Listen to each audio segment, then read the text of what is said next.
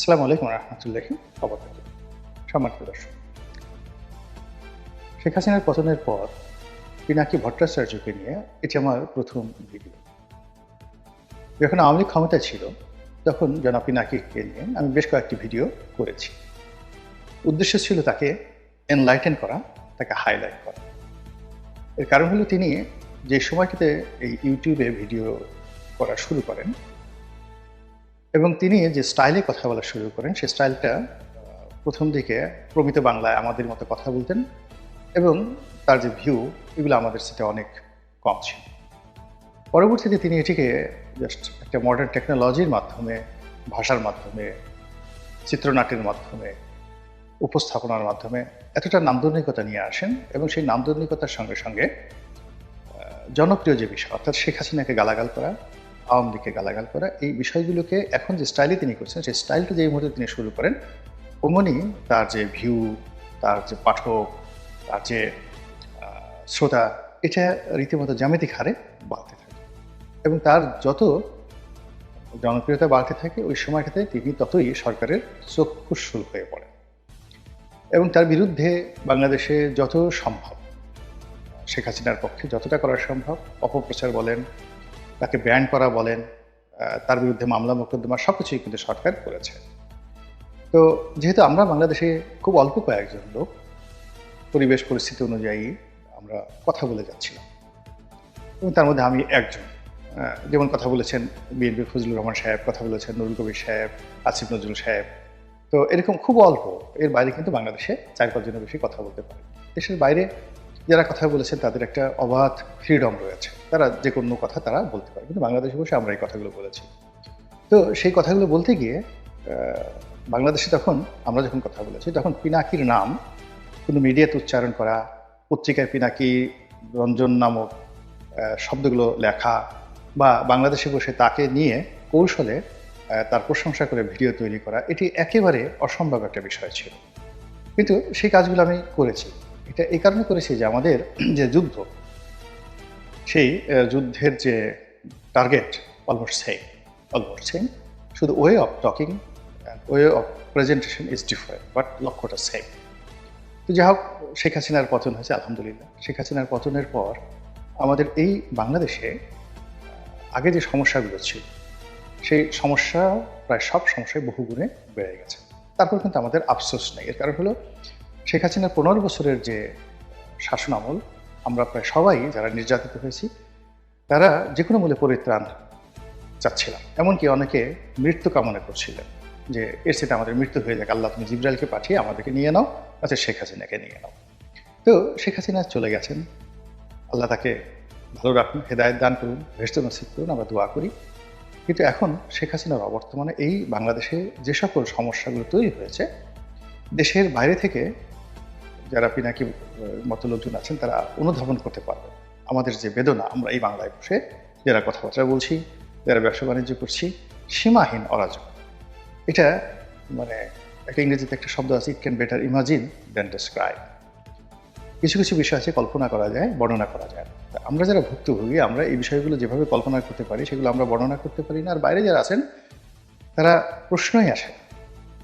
তো সেই দিক থেকে এখন এই বাংলাদেশে যা কিছু হচ্ছে, সেই অবাধ দৃষ্টিতে মনে হচ্ছে যে সরকারের পেছনে সরকার আছে, তারপর অদৃশ্য অনেকগুলো ক্ষমতা আছে, এখানে তৃতীয় রাষ্ট্র বা ফোর্থ স্টেট, চতুর্থ রাষ্ট্র, ইংরেজিতে যে কথাগুলো আছে সেগুলো খুবই কার্যকর অবস্থায় আমাদের সমাজকে উত্তাল করে তুলছে। তো এত কিছুর মধ্যেও যে মানে অবাক করা যে বিষয়, সেই অবাক করার বিষয়টা হলো যে বাংলাদেশের শাসন প্রণালীতে, তারপর শাসন ব্যবস্থা, প্রণালী এবং ব্যবস্থা দুটো আলাদা জিনিস। এরপর দৈনন্দিন কর্মকাণ্ড এবং আমাদের জাতীয় গুরুত্বপূর্ণ যে সিদ্ধান্তগুলো হচ্ছে, সব ক্ষেত্রে প্যারিস প্রবাসী ইউটিউবার জনাব পিনাকি ভট্টাচার্য তিনি খুবই গুরুত্বপূর্ণ ভূমিকা পালন করছেন। আমি যেটা শিরোনামে ব্যবহার করছি সেটি হলো যে তিনি এখন বাংলার খমেনি।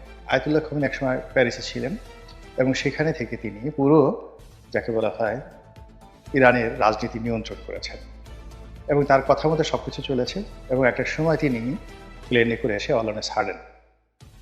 কাউকে না জানিয়ে অলনে ছাড়েন উপস্থিত হয়েই তিনি বিপ্লবের নেতৃত্ব দিয়েছেন। আমাদের দেশে শেখ হাসিনা বিরোধী যে আন্দোলন ছিল সেটাকে অনেকে বিপ্লব বলার চেষ্টা করছেন, কিন্তু বেশিরভাগ মানুষ এটাকে গণ অভ্যুত্থান, গণ আন্দোলন, গণবিক্ষোভ এবং শেখ হাসিনার পলায়ন বা ক্ষমতাচ্যুতি এই হিসাবে দেখছে। কিন্তু সত্যিকার অর্থে এখন যে অরাজকতা চলছে, এই অরাজকতা আমার সিক্স সেন্স বলছে অন্তত ৫ থেকে ১০ বছর চলবে। আর এই অরাজকতা থেকে বের হওয়ার জন্য আমরা যে লড়াই এবং সংগ্রাম করছি, এটাই হবে একটা বিপ্লব, দ্বিতীয় বিপ্লব, তৃতীয় বিপ্লব হবে, এবং সেই বিপ্লবটা চলছে। এখন সেই বিপ্লবের বিভিন্ন অ্যাঙ্গেল রয়েছে। বিএনপি একভাবে বিপ্লব করার চেষ্টা করছে, জামাত করার চেষ্টা করছে, তারপর হেফাজত করার চেষ্টা করছে, যে যার মতো অন্তত ২০টি অ্যাঙ্গেল থেকে। সেই রাষ্ট্রীয় কর্মকর্তারা, সেনাবাহিনীরা সবাই কিন্তু যে যার অবস্থা থেকে আইন শৃঙ্খলাকে ফিরিয়ে এনে দেশকে একটি স্থিতিশীল অবস্থায় নিয়ে যাওয়ার জন্য যে যার মতো করে চেষ্টা করছেন, এবং একে অপরের স্বার্থ যাকে বলা হয় এখানে নিয়ে পরস্পরের সাথে দ্বন্দ্ব এবং সংঘাত এবং একে অপরের বিরুদ্ধে খিস্তিকেও হচ্ছে। অবাক করার ব্যাপার হলো যে এখানে ডক্টর মোহাম্মদ ইউনূসের নেতৃত্বে যা কিছু হচ্ছে, তারপর পুলিশের নেতৃত্বে যা কিছু হচ্ছে, আমি সেনাবাহিনীর কথাটা বাদ দিলাম স্পর্শকাতর, বা বিচার বিভাগের কথাটাও বাদ দিলাম স্পর্শকাতর, বা সচিবালয়ে যা কিছু হচ্ছে, এর সকল পক্ষের চাইতে, এমনকি বিএনপি জামাতের চাইতেও এই মুহূর্তে পিনাকি ভট্টাচার্যের যে প্রভাব প্রতিপত্তি, এটি সবচেয়ে বেশি, আপনি স্বীকার করেন বা না করেন। এখন এটা মন্দ হতে পারে, ভালো হতে পারে, এটা আগামীতে পিনাকির সফলতার উপর নির্ভর করবে যে তিনি আসলে নায়ক না খলনায়ক। তিনি কি আয়াতুল্লাহ খমেনি হিসেবে বাংলাদেশে অমর হয়ে থাকবেন, নাকি সালমান রুশদি হিসাবে বাংলাদেশে নিন্দিত হবেন, এটি আগামী দিন বলবে। এর কারণ হলো বিজয় নতুন ইতিহাস রচনা করে। তিনি যদি বিজয়ী হন তাহলে ইতিহাস তিনি রচনা করবেন, কিন্তু ইতিমধ্যে তিনি যে কাজগুলো করে চলেছেন সেই কাজগুলো ভীষণ রকম ম্যাটিকুলাস। তিনি যেভাবে ৩২ নম্বর ভেঙেছেন এবং একদম লাইভে থেকে বসে যেভাবে হুকুম দিয়ে প্রতিটি ঘটনা তদারক করে টেলিফোনে ইনস্ট্রাকশন দিয়ে এটা করো, ওটা করো, ওটা করো, এরকম প্রকাশ্য গত ১০০ বছরে, আমি ১০০ বছরে গেলাম না, মানে এই টেকনোলজি চালু হওয়ার পর এইরকম কোনো অপারেশন, ৩২ ভাঙার যে অপারেশন যেটা আমি দেখেছি, এরকম কোনো অপারেশন আমি, কোনো মিলিটারি অপারেশন আমি দেখিনি। আমি যখন অ্যাবোটাবাদে বিন লাদেনকে হত্যা করা হলো, ওই সময়টিতে বারাক ওবামার দৃশ্য আমরা দেখেছি, অর্থাৎ ওই অভিযান পরিচালনা করা হচ্ছে, তিনি জয়েন্ট চিফ অফ স্টাফের চেয়ারম্যান, তাকে নিয়ে বসে আছেন, প্রতিরক্ষা মন্ত্রীকে নিয়ে বসে আছেন, তিনি নিজে বসে আছেন, মিলিটারি বিশেষজ্ঞরা বসে আছেন এবং অপারেশন চলছে। তো সেটার সঙ্গে যদি ৩২ নম্বর ভাঙার যে অপারেশন পিনাকি করেছেন ওটাকে তুলনা করি, তাহলে দেখা যাবে যে বারাক ওবামার চাইতেও তিনি মূলত ওই অপারেশনটা আরও অ্যাক্টিভলি করেছেন। এর কারণ হলো বারাক ওবামা রাষ্ট্রীয় ক্ষমতায় বসে তিনি কমান্ড পরিচালনা করেছেন, আর পিনাকি কোনো ক্ষমতা ছাড়াই কেবলমাত্র তার যারা সমর্থক, ভক্ত, ছোট ভাই ব্রাদার, তাদেরকে দিয়ে তিনি এই কর্মটি করিয়েছেন। ২ নম্বর হলো তিনি ঝুঁকি নিয়েছেন, তিনি শুধু বসে বসে দেখেননি, তিনি কমান্ড দিয়েছেন, ফলে ওই ঘটনার পুরো দায় দায়িত্ব তার। এবং আগামীতে তিনি যদি সফল হন তাহলে এটি তাকে অমরত্ব দেবে, আর ব্যর্থ হলে বুঝতেই পারেন যে তার সকল দায় দায়িত্ব তাকে, তার পরিবারকে, পরিজনকে, আত্মীয় স্বজনকে, বন্ধু বান্ধব, ছোট ভাই ব্রাদার যারা যারা আছে সবাইকে সেটা ভোগ করবে। তো এইভাবে পিনাকির যে কাজটা আছে সেটা হলো যে তিনি প্রথম আলোর সামনে জিয়াফত করে প্রথম আলোকে একটা শিক্ষা দিয়েছেন। এরপরে আর অনেক কর্মকাণ্ড, এখন প্রশাসনে পিনাকির নাম শুনে অনেক কাজ হয়ে যায়। যেমন তিনি নিজেই বললেন যে ধানমন্ডিতে এক জায়গাতে ডাকাত পড়েছে, তো সেখানে পুলিশ তারা পাচ্ছিল না, এবং তিনি পুলিশকে টেলিফোন করে, প্যারিস থেকে পুলিশকে টেলিফোন করে তিনি সেখানে পুলিশ পাঠিয়েছে। তো এরকম ছোট ছোট কাজ থেকে শুরু করে অনেক বড় বড় কাজ হচ্ছে। তার সঙ্গে সঙ্গে পিনাকির নাম ব্যবহার করে অনেকে বদনাম করার চেষ্টা করছে, ঘুষ আদায় করার চেষ্টা করছে, দুর্নীতি করার চেষ্টা করছে, এবং এটা নিয়েও পিনাকি কিন্তু বিভিন্ন কথাবার্তা বলেছে। কিন্তু পিনাকি যে কাজটি সবচেয়ে বেশি মানে বিপ্লবাত্মক করছেন খমেনির মতো, খমেনির শিয়াইজম এবং তার এন্টি আমেরিকান যে স্লোগান, ওটি এখনো পর্যন্ত কিন্তু যাকে বলা হয় একটা মাইলস্টোন হিসেবে, রোল মডেল হিসেবে পুরো ইরানকে পরিচালিত করছে। তদ্রূপ বাংলাদেশে পিনাকি অনেকগুলো মানুষকে উলঙ্গ করে দিয়েছে। তার কাঁঠাল রানী, তারপরে তার জয় বাংলা, এই ইত্যাদি যে কথাগুলো, এই কথাগুলো রীতিমতো প্রাতিষ্ঠানিক রূপ পেয়েছে। আবার তিনি যে সকল গাল করেন, গালাগাল করেন, যেমন জাউরার জাউরা। জাউরা মানে আপনারা তো জানেন যে জারজ, যাকে জারজ বলা হয়, সেটার আঞ্চলিক শব্দ জাউরা। তো জাউরার জাউরা মানে তিনি যাকে গালি দিচ্ছেন, এটার বক্তব্য হলো যে সে একজন জাউরা মানে বাস্টার্ড। আর সে শুধু যেন তেন বাস্টার্ড না, জাউরার জাউরা মানে তার বাপও বাস্টার্ড ছিল। তো তিনি এইভাবে অনেকগুলো মানুষকে জাউরার জাউরা বলে যে ট্যাগগুলো দেওয়ার চেষ্টা করছেন, সেই মানুষগুলো কিন্তু অনেকেই ইতিমধ্যে আহত বা নিহত হয়ে গেছেন সামাজিকভাবে। This is the fact. এখন আগামীতে সেই লোকগুলো ফিরে আসার রাজনীতিতে কতটুকু সম্ভাবনা আছে বা না আছে সেটা পরে দেখা যাবে। কিন্তু তিনি যাদেরকে গালাগাল দিয়েছেন এবং যাদেরকে এভাবে উলঙ্গ করেছেন, সেটা কিন্তু একটা রীতিমতো বিপ্লব হয়ে গেছে। ২ নম্বর হলো যে তিনি শেখ হাসিনার নিচে কাউকে নিয়ে ভিডিও করেন, কখনো ভিডিও করেন।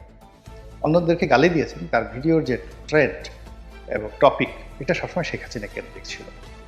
আর এখন তিনি ভিডিও করছেন ডক্টর মোহাম্মদ ইউনূসকে নিয়ে, অথবা জেনারেল ওয়াকারুজ্জামানকে নিয়ে, অথবা আওয়ামী লীগকে নিয়ে, অথবা শেখ হাসিনাকে নিয়ে। এর বাইরে তিনি যাচ্ছেন না।